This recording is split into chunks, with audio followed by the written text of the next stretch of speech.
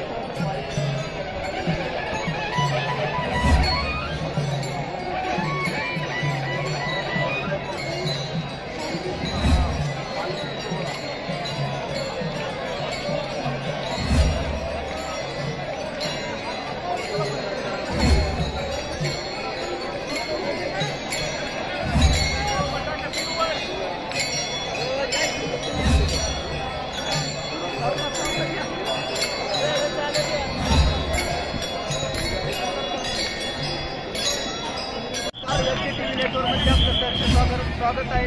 सागर, आज आपण सातारा जिल्ह्याच्या पाडेगाव येथे आहोत आणि पाडेगावच्या सीमेवरती ही नीरा नदी आहे। नीरा नदीवरती आत्ता सातारा जिल्ह्यामध्ये संत श्रेष्ठ ज्ञानेश्वर महाराजांचा पालखी सोहळा आगमन होत आहे। आगमन झाल्यानंतर मी सातारा जिल्ह्यामध्ये प्रवेश केल्यानंतर मी सातारा जिल्ह्याचे जिल्हाधिकारी असतील, प्रांत असतील, तहसीलदार असतील, आरोग्य विभाग असेल, पोलीस विभाग असेल, अशा सर्व यंत्रणा या सातारा जिल्ह्याच्या संत श्रेष्ठ ज्ञानेश्वर महाराज पालखी सोहळ्याच्या प्रशासकीय कामासाठी सज्ज झालेले आहेत। आणि पाहू शकता आपण या नदीवरती संत श्रेष्ठ ज्ञानेश्वर महाराज हे नीरा नदीवरती स्नान करतात आणि स्नान करण्यासाठी आता पाहू शकता आपण डावीकडे लाईव्ह दृश्य पाहू शकता आपण।